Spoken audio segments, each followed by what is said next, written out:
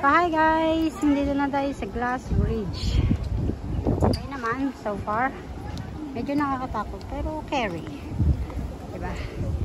Tanan. So ayan ang view sa baba. Tanan. Uy.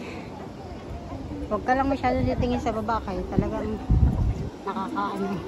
Lula ba? Pero carry naman. Yay! Diba? Yung mga yung bata hindi takot. Ang lakas ng hangin. Sarap.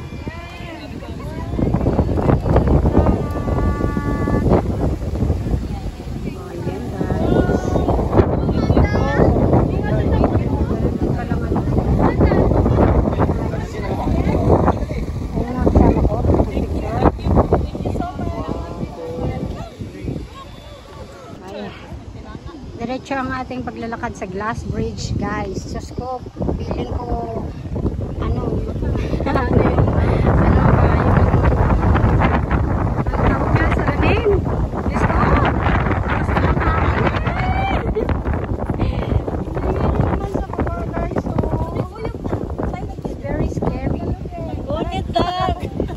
sige, diretso tayo. Para naman ako lalong hindi na nakalakad. Hindi na ako nakaalis sa pesto ko ba. Ang tapang nilangga. Mabilis lumakad. Glass Bridge.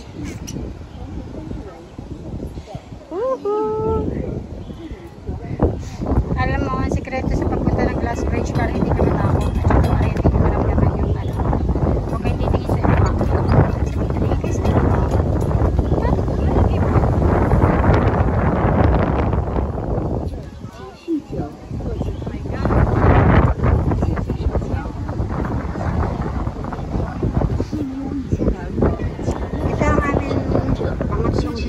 Yes, Glass Bridge. Tapos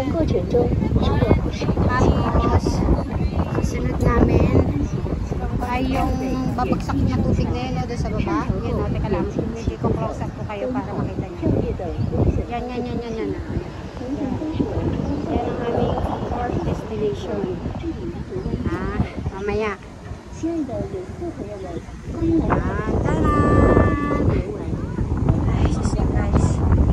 Anong mag-TikTok?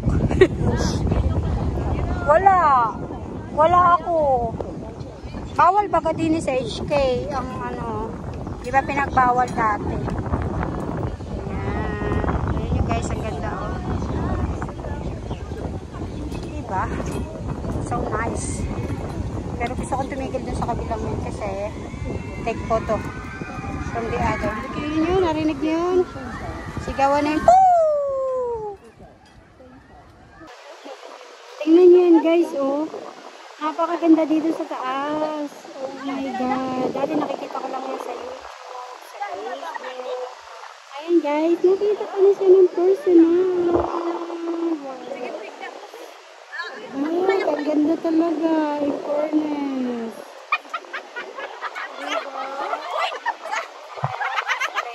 I really enjoy this trip. I love it.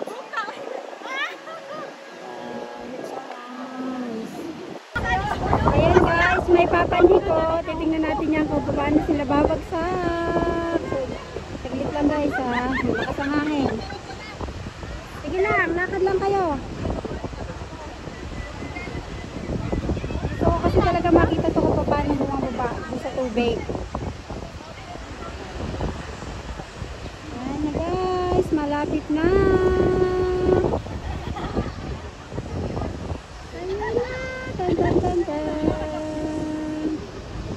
Ate, bababa na.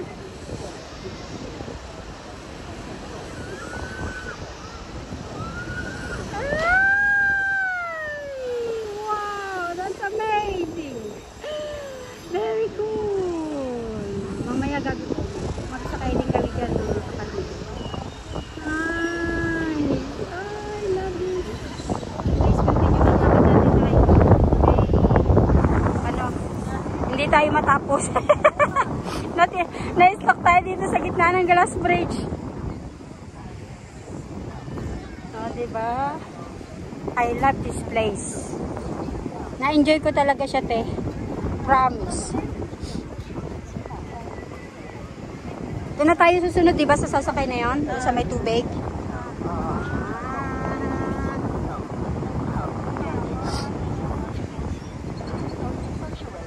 Yan.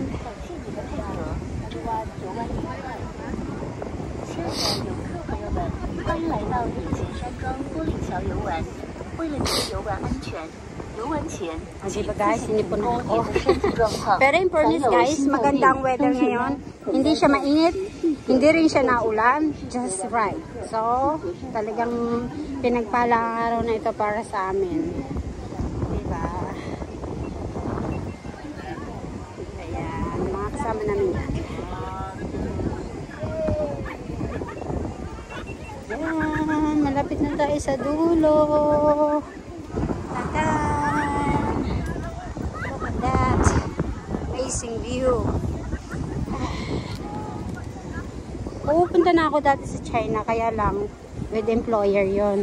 Siyempre hindi ka naman pupunta sa mga gantong pasyalang lugar.